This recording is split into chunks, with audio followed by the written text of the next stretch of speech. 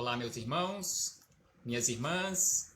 É com imensa satisfação que estamos nos reunindo aqui mais uma vez, nesta página virtual, nesta sala virtual, neste centro espírita virtual, para mais um momento de estudo, mais um momento de reflexões acerca do Evangelho do Cristo, à luz da doutrina espírita.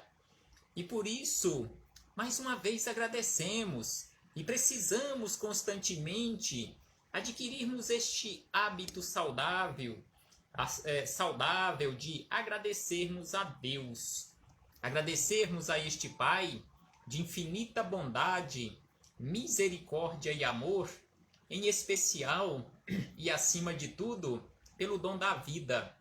Agradecermos a este Pai que nos concede constantemente oportunidades para a nossa melhoria.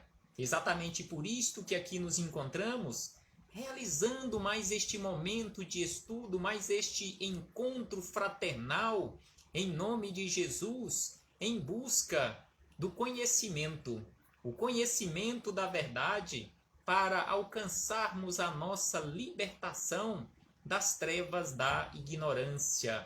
Por isso, agradecemos a Deus mais uma vez, a Jesus de Nazaré, nosso Mestre e Senhor, guia e modelo para toda a humanidade, aos espíritos amigos. Agradecemos imensamente pelo amparo, pela proteção, pela assistência que sempre tem nos dado ao longo da nossa trajetória. E não podemos deixar de agradecer a todos vocês, irmãos e irmãs de jornada, que constantemente estão aqui conosco nesta página virtual para juntos estudarmos o Evangelho do Cristo. Sejam todos bem-vindos, sejam todas bem-vindas, em nome do Senhor Jesus, e que possamos aproveitar da melhor maneira possível, mais uma vez, estes minutos que nos foram reservados no relógio da eternidade, como oportunidade para a nossa melhoria, o nosso esclarecimento. Então hoje aqui nos encontramos e abraçamos fraternalmente a todos os irmãos e irmãs que aqui se fazem presentes. Hoje iremos estudar mais uma vez livro Boa Nova, autoria de Humberto de Campos, em parceria com Chico Xavier. Esta belíssima narrativa de Humberto de Campos, este repórter, este jornalista do mundo espiritual, assim como André Luiz, nos traz belíssimos esclarecimentos acerca do Evangelho, lá na sua origem, a gênese do Evangelho. Então hoje estudaremos o capítulo de número 9, que tem como título Velhos e Moços.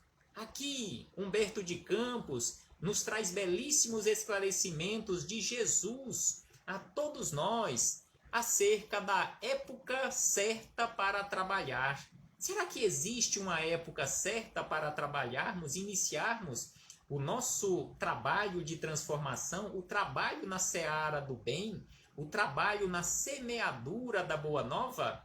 Será que já estamos velhos para começarmos o trabalho? Será que ainda estamos moços para começarmos o trabalho? Será que existe uma idade certa, velho ou moço, ou mais ou menos? Então aqui Jesus nos traz estes esclarecimentos. Mas antes de começarmos aqui na narrativa de Humberto de Campos, faremos mais uma vez leitura do livro Minutos de Sabedoria, Carlos Torres Pastorino. Enquanto outros irmãos vão chegando e se conectando, irmãos e irmãs, faremos a leitura da mensagem de número 120, em que Carlos Torres Pastorino nos fala da seguinte maneira: não repises suas dificuldades e dores, porque isso prejudica sua saúde, provoca enfermidades. Então aqui ele nos chama a atenção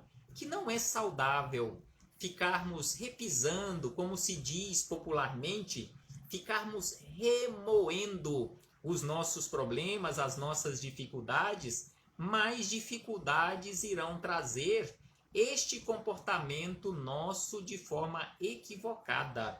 E ainda ele diz: não dê a seu corpo alimentos nocivos de pensamentos negativos.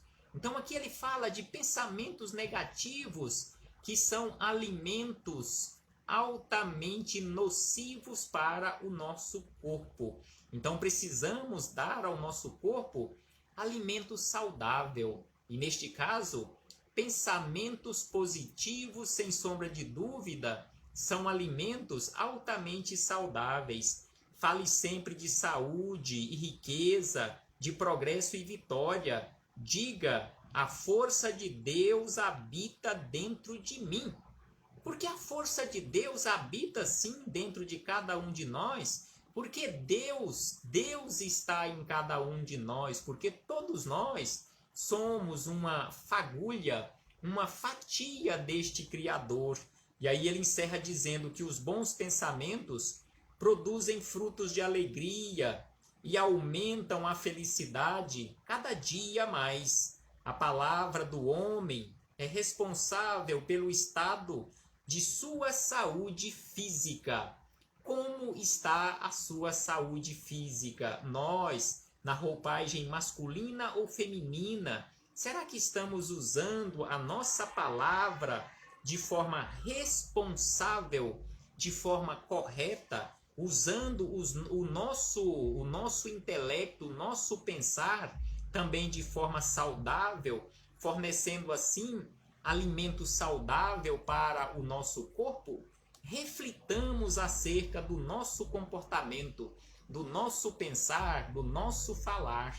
E aí fechamos este parêntese com Carlos Torres Pastorino para começarmos mais uma vez aqui nas reflexões de Humberto de Campos, abraçando mais uma vez fraternalmente a todos vocês, irmãos e irmãs de jornada, independentemente da localização geográfica onde você se encontra, independentemente da região aqui no Brasil ou fora do Brasil, recebam todos o meu abraço fraternal e de imensa gratidão por aqui vocês também se encontrarem, nos encontrando nesta página virtual, para juntos deliciarmos com mais estas informações de Humberto de Campos. É uma felicidade enorme nos encontrarmos aqui reunidos mais uma vez. Então aqui Humberto de Campos, neste capítulo número 9, Velhos e Moços, então ele começa a narrativa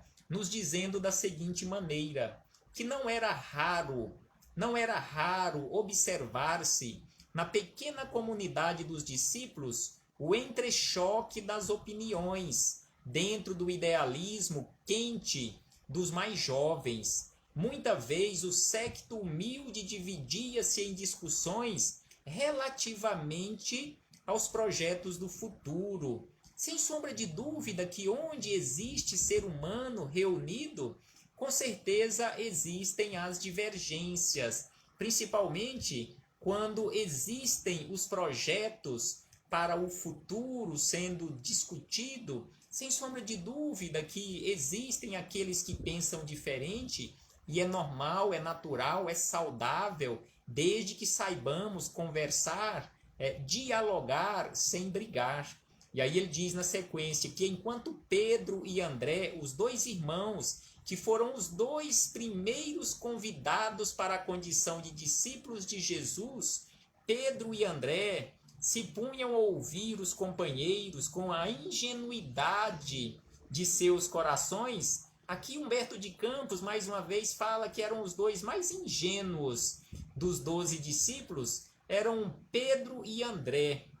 A ingenuidade de seus corações simples e sinceros. João comentava os planos de luta no porvir. Tiago, irmão de João, falava do bom aproveitamento de sua juventude, ao passo que o jovem Tadeu fazia promessas maravilhosas. E aí dizia os jovens, que somos jovens, iremos à terra inteira, pregaremos o evangelho às nações renovaremos o mundo. Será que eles tinham noção do tamanho do planeta Terra? Quando eles ali, tão jovens, às margens do Tiberíades, naquele vilarejo pequeno de Cafarnaum, conforme narra aqui Humberto de Campos, quando eles dizem, iremos à terra inteira, pregaremos o evangelho às nações, renovaremos o mundo. Será que eles tinham noção, tão jovens, sem tecnologia nenhuma naquela época? Será que eles tinham alguma noção do tamanho geográfico de todo o planeta Terra? Mas sem sombra de dúvida que eles tinham um idealismo, uma coragem enorme. E aí diz Humberto de Campos na sequência que tão logo o mestre permitisse, sairiam da Galileia, pregariam as verdades do reino de Deus naquela Jerusalém atulhada de preconceitos e de falsos intérpretes do pensamento divino. Sentiam-se fortes e bem dispostos, respiravam a longos haustos e supunham-se os únicos discípulos habilitados a traduzir com fidelidade os novos ensinamentos. Então aqui aqueles mais jovens se sentiam os mais habilitados e únicos habilitados para fazer a semeadura do evangelho. Por longas horas, diz ainda Humberto de Campos, que por longas horas questionavam acerca de suas possibilidades, apresentavam as suas vantagens, debatiam seus projetos imensos e pensavam consigo que poderia realizar Simão Pedro, chefe de família e encarcerado nos seus pequeninos deveres? Então aqui eles questionavam de si para consigo mesmos e entre eles ali jovens reunidos, o que Pedro poderia contribuir com tantos deveres que ele possuía ali, os deveres familiares, porque Pedro era casado, tinha esposa, tinha filhos, tinha obrigações ali, as obrigações familiares. Ele tinha que trabalhar para o sustento, a manutenção da sua família, a manutenção do seu lar. Então aqui os jovens questionavam desta forma, o que Pedro poderia fazer? Qual a contribuição de Pedro? E ainda Humberto de Campos diz que Mateus, ali no diálogo dos jovens entre eles, que Mateus não estava igualmente enlaçado por inadiáveis obrigações de cada dia, porque Mateus, então, Levi, o cobrador de imposto ou de impostos, ele ainda continuava cumprindo as suas obrigações na coletoria, ele continuava com os seus deveres. André e o irmão os escutavam despreocupados para meditarem apenas quanto às lições do mestre. Então Pedro e André não ficavam chateados em ouvir aquela conversa dos jovens entusiastas. Não, de forma alguma. Eles continuavam ouvindo e aprendendo com Jesus. Entretanto, nos diz Humberto de Campos, que entretanto teve um discípulo já idoso, que ficou chateado, ficou preocupado com aquela conversa daqueles jovens, porque ele já se sentia bastante velho no corpo físico, já não com tanta força, com tanta disposição, com tanto vigor para realizar o trabalho. E este discípulo era Simão, mais tarde chamado o Zelote, ou seja, Simão Zelote, antigo pescador do lago, acompanhava semelhantes conversações humilhado. Então ele se sentia humilhado por aqueles jovens. Então ele diz na sequência, Humberto de Campos, que algo mais velho que os companheiros, suas energias, a seu ver, já não se coadunavam com os serviços do evangelho do reino. Ouvindo as palavras fortes da juventude, dos filhos de Zebedeu, perguntava a si mesmo o que seria de seu esforço singelo junto de Jesus. Qual seria a sua contribuição ou qual poderia ser a sua contribuição? Questionava Zelote dele para com ele mesmo. E aí, na sequência, Humberto de Campos diz que começava a sentir mais fortemente o declínio das forças vitais. Suas energias pareciam descer de uma grande montanha, embora o espírito se lhe conservasse firme e vigilante no íntimo, no ritmo da vida. Deixando-se, porém, impressionar vivamente, procurou entender-se com o mestre, buscando eximir-se das dúvidas que lhe roíam o coração. Então Simão, Zelote, ele preocupado com aquelas conversas dos jovens, com aquele entusiasmo todo, ele preocupado porque não conseguia e não se achava naquela condição de realizar o trabalho devido à sua idade avançada, ele quis conversar com Jesus sobre isto. E depois de expor os seus receios e vacilações, observou que Jesus o fitava sem surpresa, porque nada que os discípulos fossem conversar com Jesus, nada para ele era surpresa, porque ele sabia de todos os problemas, de tudo que os discípulos precisavam e queriam conversar com ele, ele já sabia, ele via ali no íntimo de cada um. Então Jesus o fitava sem nenhuma surpresa, como se tivesse pleno conhecimento de suas emoções. E realmente Jesus tinha pleno conhecimento das emoções, das dúvidas de Simão o Zelote. E aí Jesus começa a lhe esclarecer e esclarecer a todos nós da seguinte maneira: Simão, disse o mestre com desvelado carinho. Imaginemos Jesus à nossa frente, nos orientando pessoalmente. O carinho de Jesus naquela condição de irmão mais velho, irmão mais esclarecido e altamente esclarecido, ali à frente da nossa ignorância, nos esclarecendo com este carinho enorme. Então Jesus se dirige a ele desta maneira: Simão, disse o mestre com desvelado carinho, poderíamos acaso, prestemos atenção neste questionamento de Jesus a Simão, poderíamos acaso perguntar a idade de nosso pai? Ou seja, nós temos uma ideia e tem como nós sabermos a idade de Deus? Porque se apenas o nosso universo, onde nós nos encontramos, este universo que a nossa ciência diz conhecer em parte, segundo a nossa ciência, já chegou à conclusão de que o nosso universo tem aproximadamente 13, 14 bilhões de anos. E Deus? Então aqui Jesus questiona ele: poderíamos acaso perguntar a idade de nosso Pai?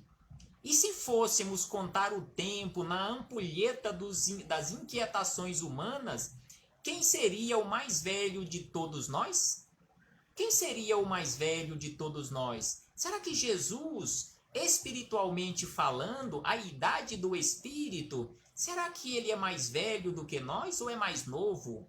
Porque segundo os Espíritos amigos, Jesus, desde o início da sua trajetória, quando começou ali na condição de simples e ignorante, Jesus fez escolhas mais acertadas do que nós. É como se ele caminhasse em linha reta, sem procurar atalhos, sem perder tempo, sem desperdiçar oportunidades. Então aqui ele questiona: qual de nós é mais velho, espiritualmente falando?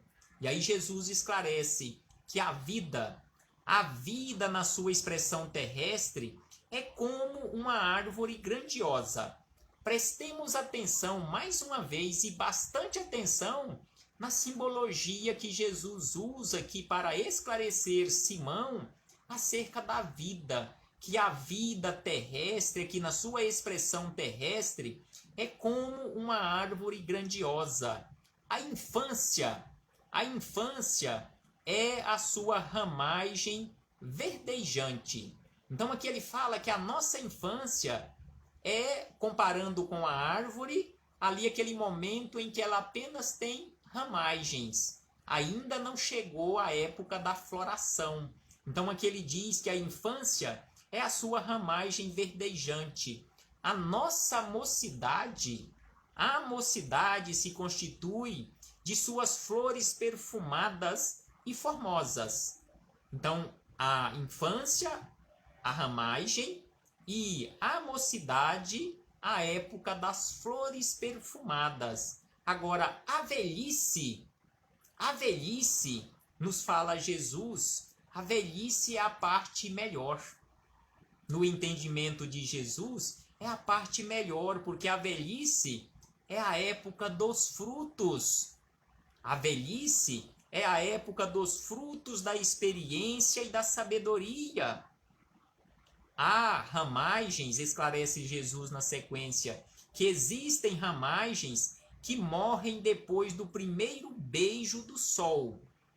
Também existem flores que caem ao primeiro sopro da primavera.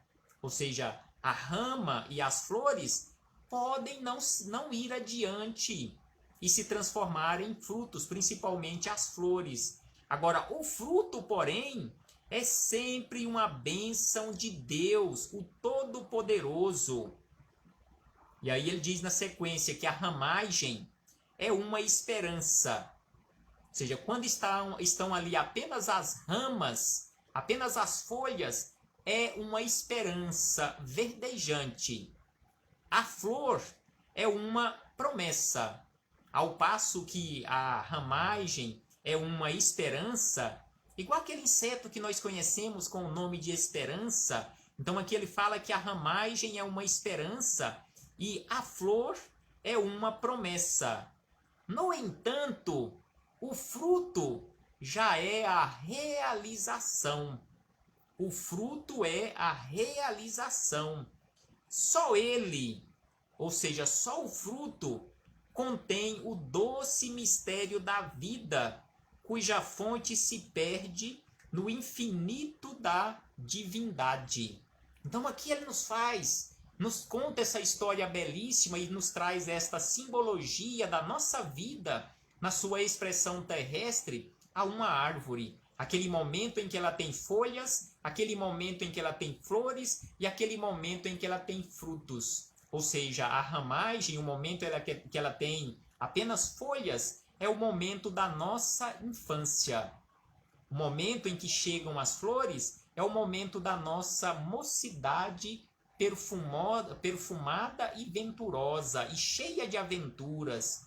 Ao passo que aquele momento em que chegam os frutos é o momento da nossa velhice. É o momento em que já temos adquirido as experiências e a sabedoria, desde que tenhamos feito as melhores escolhas ao longo da nossa trajetória aqui na vida. E aí nos diz na sequência Humberto de Campos: ao passo que o discípulo lhe meditava os conceitos com sincera admiração, Jesus prosseguia esclarecendo.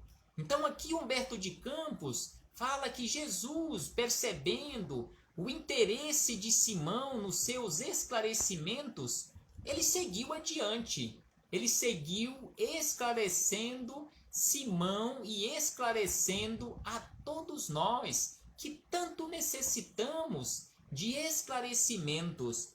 E aí Jesus diz na sequência, nas anotações de Humberto de Campos: esta imagem, Simão, esta imagem pode ser também a da vida do Espírito.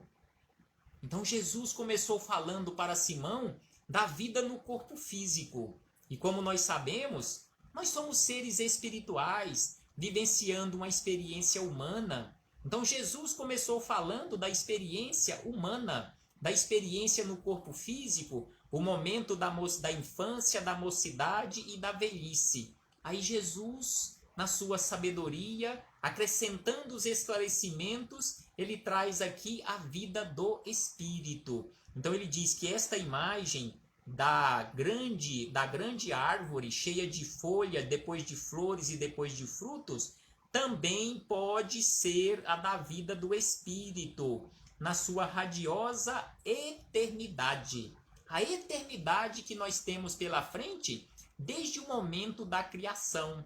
Porque aqui ele está falando da eternidade para frente, porque não temos eternidade, simbolicamente falando, para trás, porque a eternidade na sua amplitude completa para frente e para trás, abarcando o passado e o futuro, só a Deus pertence. Nós, na condição de criaturas, um dia saímos, simbolicamente falando, das mãos do Criador. Então nós temos para frente a eternidade, conforme nos fala Jesus, que apenas com a diferença de que aí, na vida do Espírito, as ramagens e as flores não morrem nunca.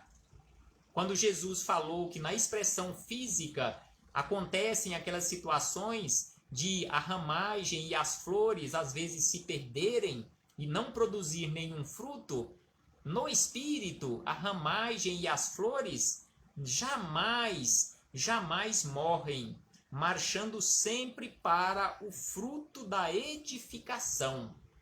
No corpo físico, pode acontecer de perder a ramagem e a flor. No entanto, no espírito, jamais se perde, sempre caminhando para o fruto da edificação. Em face da grandeza espiritual da vida, a existência humana, ou seja, uma encarnação aqui no corpo físico, uma experiência aqui no mundo físico, é como se fosse uma hora na vida do espírito, uma hora de aprendizado no caminho infinito do tempo. Será que nós estamos aproveitando esta nossa uma hora aqui no corpo físico, comparando com a eternidade que temos pela frente, nesta caminhada na vida espiritual, no infinito do tempo que temos pela frente?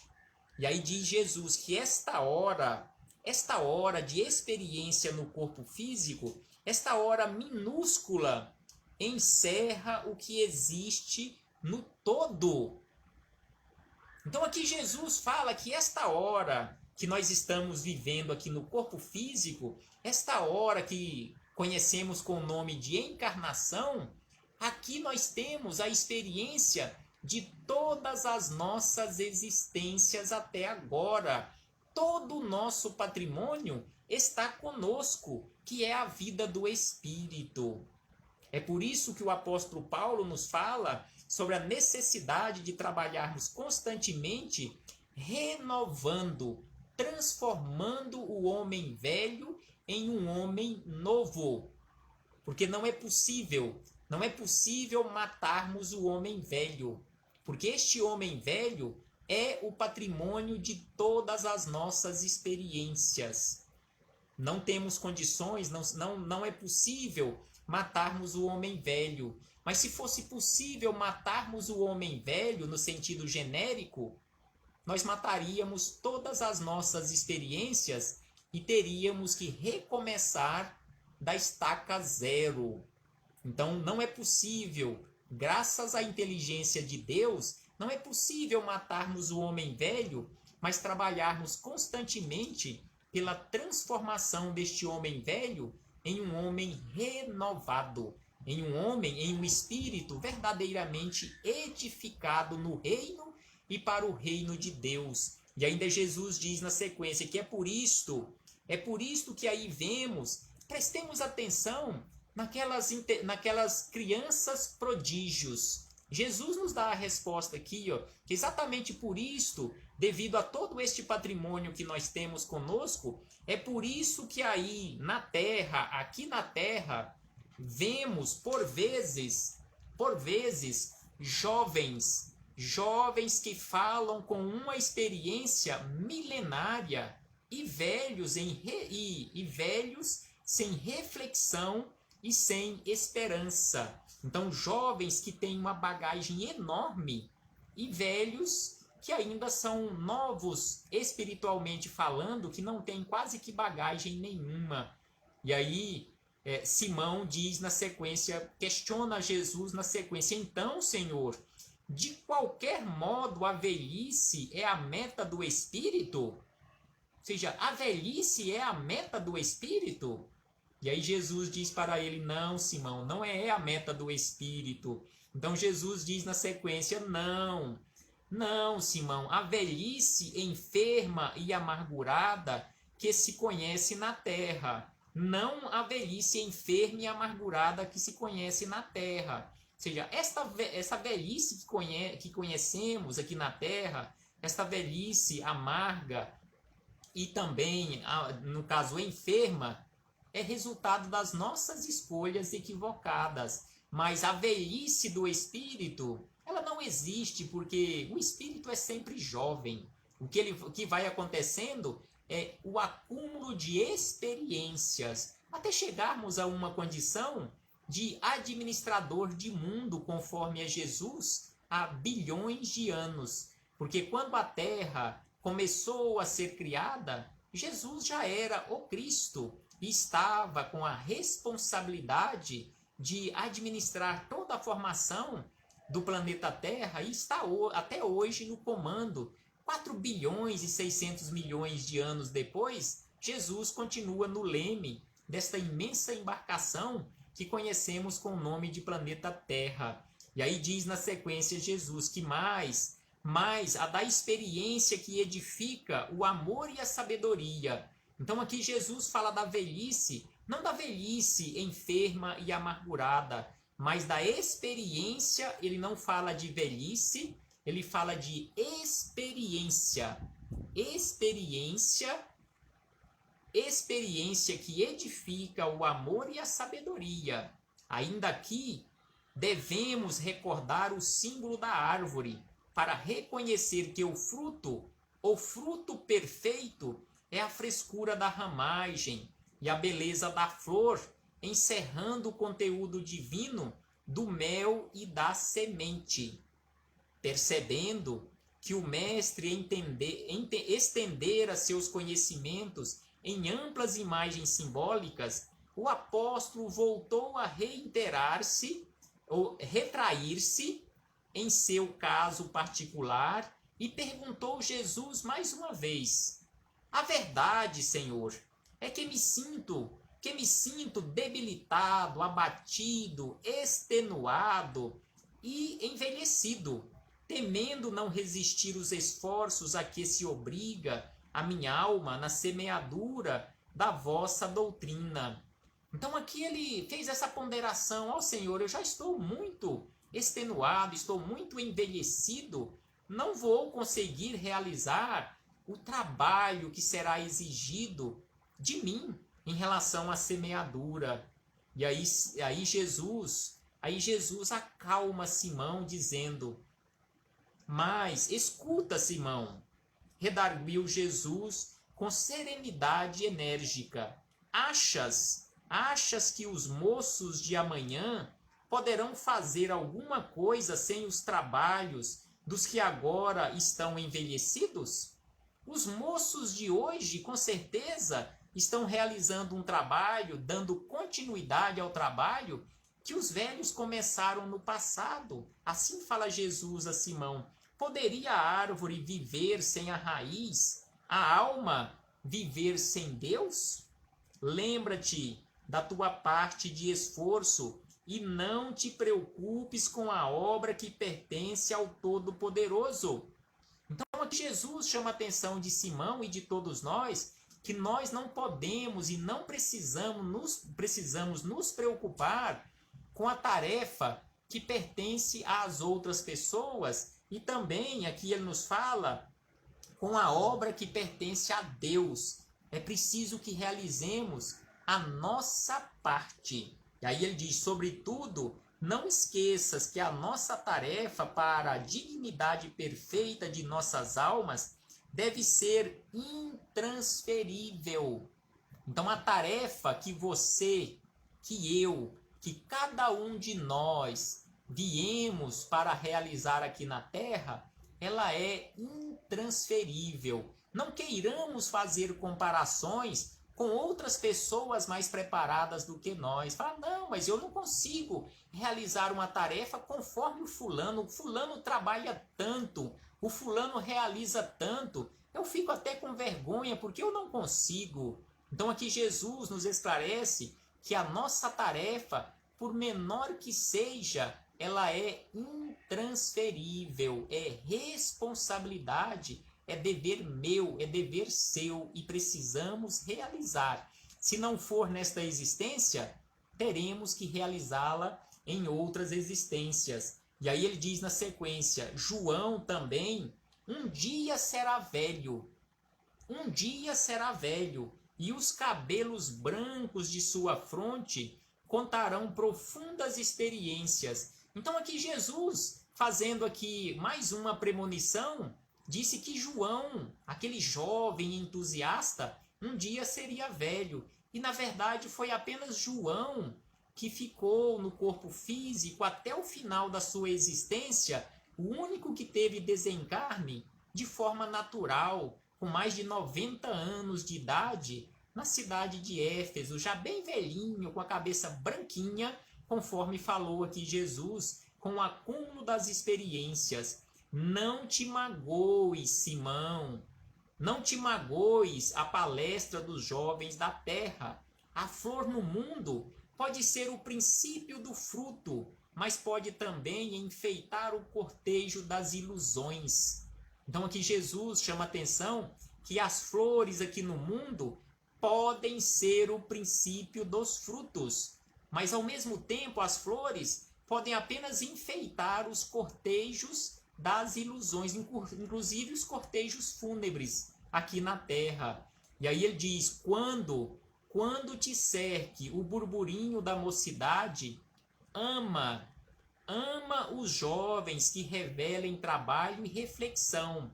Entretanto, não deixes de sorrir igualmente para os levianos e inconstantes.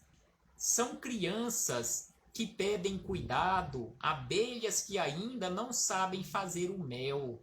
Então aqui Jesus fala dos jovens que já trabalham e que fazem corretamente, e aqueles jovens que ainda são crianças, que precisam de cuidados, assim como aquelas abelhas que ainda não sabem fazer o mel. E aí diz Jesus, perdoa-lhes os entusiasmos sem rumo, como se devem esquecer os impulsos de um menino na inconsciência dos seus primeiros dias de vida.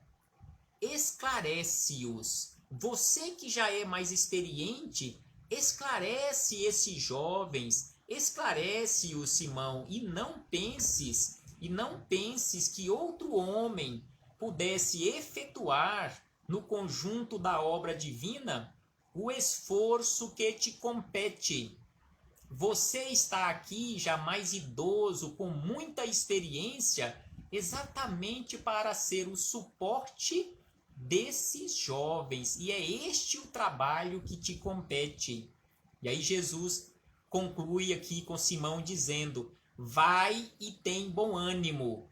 Um velho sem esperança em Deus é um irmão triste da noite, mas eu venho trazer ao mundo as claridades de um dia novo, de um dia perene. Então aqui Jesus fala a Simão para ele seguir adiante com bom ânimo. Dando Jesus por terminado seu esclarecimento, Simão, o zelote, se retirou satisfeito, como se houvesse recebido no coração uma energia nova. Então aqui, meus irmãos e irmãs, a narrativa é longa, ainda tem um trecho aqui que Humberto de Campos nos fala ainda sobre Simão. Iremos ler aqui na sequência e refletir para aprendermos um pouco mais, porque são tantos os esclarecimentos. Então aqui nos diz Humberto de Campos que voltando à casa pobre, Simão encontrou Tiago, filho de Cleófas, falando à margem do lago com alguns jovens, apelando ardentemente para suas forças realizadoras. Avistando o velho companheiro, o apóstolo mais moço não o ofendeu, porém fez uma pequena alusão à sua idade, para destacar as palavras de sua exortação aos companheiros pescadores. Simão, no entanto, sem experimentar qualquer laivo de ciúme, recordou as elucidações, os esclarecimentos de Jesus, e logo que se fez silêncio, ao reconhecer que Tiago estava sozinho, falou-lhe com brandura. Então, Simão já estava transformado após aquela conversa com Jesus. Então ele diz a Tiago: Tiago, meu irmão, será que o Espírito tem idade? Se Deus contasse o tempo como nós, não seria ele, ou seja, Deus, o mais velho de toda a criação? E que homem do mundo guardará a presunção de se igualar ao Todo-Poderoso? Um rapaz não conseguiria realizar a sua tarefa na terra se não tivesse a precedê-lo as experiências de seus pais. Então aqui Simão já estava orientando Tiago, aquele jovem entusiasta e entusiasmado, orientando ele conforme pediu Jesus. Não nos detenhamos na idade, esqueçamos as circunstâncias para lembrar somente os fins sagrados de nossa vida, que deve ser a edificação do reino no íntimo das nossas almas. Então aqui Simão dá uma verdadeira aula a Tiago e encerra aqui dizendo que a edificação do reino de Deus no íntimo das nossas almas é exatamente o propósito das nossas vidas. Deve ser e tem que ser o propósito de nossas vidas aqui na terra e no mundo espiritual. O filho de Alfeu escutou-lhe as observações singelas e reconheceu que eram ditas com uma fraternidade tão pura que não lhe chegavam a ferir. E aí ele diz na sequência: tens razão, Simão, você tem razão. O velho apóstolo não esperou qualquer justificativa de sua parte e, dando-lhe um abraço, mostrou-lhe um sorriso bom, deixando perceber que ambos deviam esquecer para sempre aquele minuto de divergência, a fim de se unirem cada vez mais em Jesus, o Cristo. Naquela mesma tarde, quando o Messias começou a ensinar a sabedoria do reino de Deus, Simão Zelote notou que havia na praia duas criancinhas inconscientes, dominadas pela nova luz que fluía dos ensinamentos do mestre. A mãe delas não vira que se distanciavam ao longo do primeiro lençol raso das águas. O velho pescador, atento à pregação e às demais necessidades da hora em curso, observou os dois pequeninos e acompanhou-os. Com uma boa palavra, tomou-os nos braços, sentando-se numa pedra e, terminada que foi a reunião, os restituiu ao colo maternal em meio de suave alegria e sincero reconhecimento. Inesperado, ou melhor, inspirado por uma força estranha à sua alma, o discípulo compreendeu que o júbilo, a verdadeira felicidade daquela tarde não teria sido completo se duas crianças houvessem desaparecido no seio imenso das águas, separando-se para sempre dos braços amoráveis de sua mãe. No âmago do seu espírito, havia um júbilo sincero, uma felicidade sincera. Compreendera com Cristo o prazer de servir, a alegria de ser útil. Então aqui mais uma vez, neste ato de caridade, salvando e protegendo estas duas criancinhas indefesas, ele mais uma vez compreendeu as lições de Jesus, a verdadeira felicidade a verdadeira alegria de ser útil, o prazer verdadeiro de servir. Nessa noite, Simão, o Zelote, teve um sonho glorioso para sua alma simples. Adormecendo-se de consciência feliz, sonhou que se encontrava com o Messias no cume de um monte que se elevava em estranhas fulgurações. Jesus o abraçou com carinho e agradeceu o fraterno esclarecimento fornecido a Tiago em sua lembrança, manifestando-lhe reconhecimento pelo seu terno cuidado com as duas crianças desconhecidas por amor de seu nome. O discípulo sentia-se venturoso naquele momento sublime. Jesus, no alto da colina prodigiosa, mostrava-lhe o mundo inteiro. Eram cidades, campos, mares e montanhas. Em seguida, o antigo pescador compreendeu que seus olhos assombrados divisavam as paisagens do futuro. Então Simão, naquele desdobramento, encontrou-se com Jesus no alto, no plano espiritual, e ele viu a paisagem do futuro desdobrar-se à sua frente. Ao lado de seu deslumbramento, passava a imensa família humana. Todas as criaturas fitavam o mestre com os olhos agradecidos e refulgentes de amor.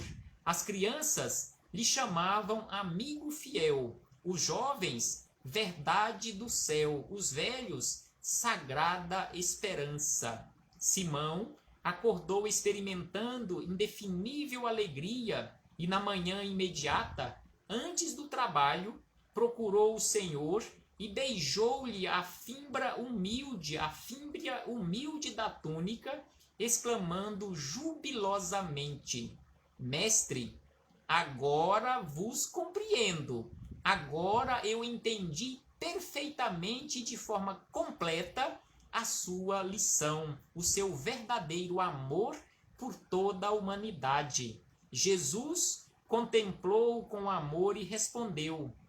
E aí encerra Humberto de Campos esta belíssima narrativa. Então Jesus respondeu: em verdade, Simão, ser moço ou velho no mundo não interessa. Então, ser moço ou velho aqui no mundo, no corpo físico, isso não interessa. Antes de tudo, é preciso ser de Deus. Então, ser moço ou ser velho aqui no mundo físico, no corpo físico, nesta roupagem que nós conhecemos como corpo físico, isto não interessa. O que verdadeiramente interessa, o que verdadeiramente conta e que é preciso que aconteça assim, é preciso que realmente sejamos de Deus, sejamos trabalhadores desta imensa seara do bem e com tão poucos trabalhadores. Paz aos nossos corações e muito obrigado. Muito obrigado pela companhia. Muito obrigado pela perseverança em nos acompanhar neste estudo longo, mas altamente esclarecedor. Um abraço fraternal e até a próxima oportunidade, o nosso próximo encontro, quando estudaremos o próximo capítulo do Boa Nova, o capítulo de número 10, que com certeza, pelo título, serão belíssimas lições que teremos, que exatamente o perdão. Então aqui Jesus vai nos falar acerca do perdão. Capítulo número 10, Boa Nova, o perdão. O nosso próximo encontro. Paz conosco sempre. Abraço fraternal com Jesus de Nazaré.